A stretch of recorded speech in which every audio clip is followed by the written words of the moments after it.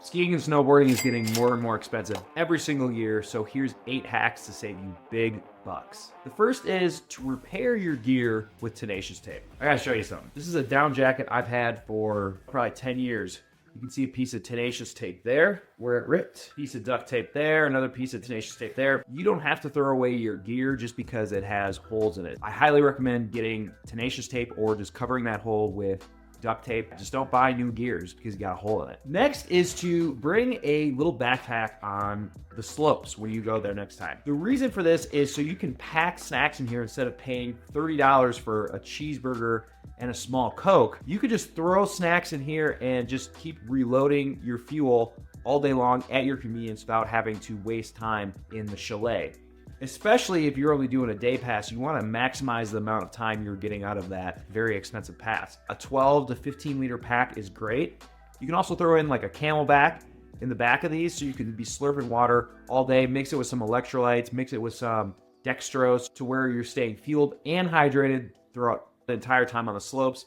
Because if you're not, it's going to make for a miserable time. You're going to start cramping up towards the end of the day. Ask me how I know. Next is to get high value gear for the money. Thank you to Outdoor Master for sponsoring this video, but I've been using their stuff even before they reached out. And the reason is because their goggles, their helmets, everything is super high quality, but for way less than what you're paying for brand name like an Oakley or a Smith. I mean, their goggles, for example, and their helmets are literally identical to all the name brand stuff. The goggles have magnetic lenses, anti-fog coatings, and a wide field of view, and the style that people are rocking nowadays. Magnetic lenses really come into great play, so you don't have to buy a second pair of goggles. Instead, you're just gonna throw these bad boys right off like this, and you're gonna put another pair on. The goggles and the helmet are super cheap for the value that you're getting, but to get even more value for less price, you can use the code CHAD for 15% off, which I'll leave in the description below. Next is to use your same trekking poles you would if you were hiking,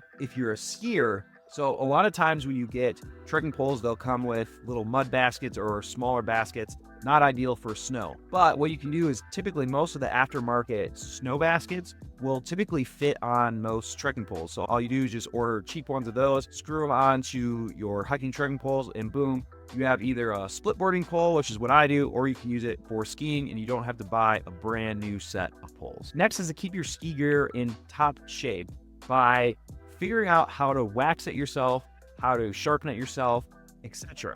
One of the best ways to do that is with, again, this waxing kit from Outdoor Master. Oh my God, I mean, this thing has everything that you could ever think of, 10 pounds here, but it's great. And once you learn how to wax your own board and skis, you don't have to go pay $40, $50 and then wait and drop off your skis and then have to come pick them up.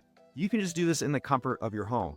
So not only are you learning a really good skill, but you're also going to be saving money from taking your board in to get waxed, but you're also taking care of your gear on your own time. This waxing kit is outrageous. I absolutely love it.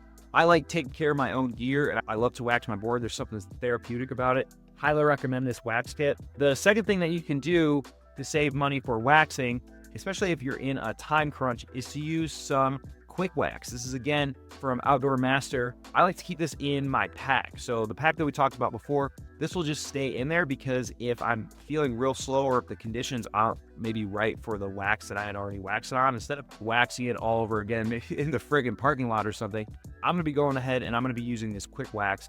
And this stuff is great. It's obviously not gonna last as long as a full-blown hot wax, but this will get you through in a pinch. Next is to find base layers at the thrift store. If you guys have ever been to a Goodwill in Steamboat or Breckenridge, I mean, you would think that you are at REI with some of the things people give away and you're getting them for a third of the price. Base layers in particular are really good finds at a lot of these thrift stores because there's just so much supply of them there. The point is that you probably want to be in like a western town or an active ski town to score some of these really good deals on base layers, but that's a really good place to find them. What you can also score at the thrift store is shells. Typically, you can get an outer shell for less than just like a full insulated jacket, and it gives you more options. A lot of times you can wear your waterproof shell when you're hiking, for example, especially in the Colorado monsoon season, because it's waterproof, so you're getting a dual purpose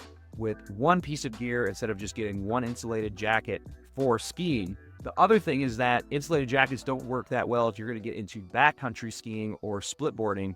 You need to have a shell instead so you can have a layering system, because you're going to be doing a lot of walking up and a lot of sweating. But it also translates to on the slopes too. If it becomes a hot day, you can shed some of those layers. If you're with an insulated coat, you're just married to that thing, and it's just going to be one layer that you really can't strip down from. If you learned something, drop a subscribe. We'll see you for the next video.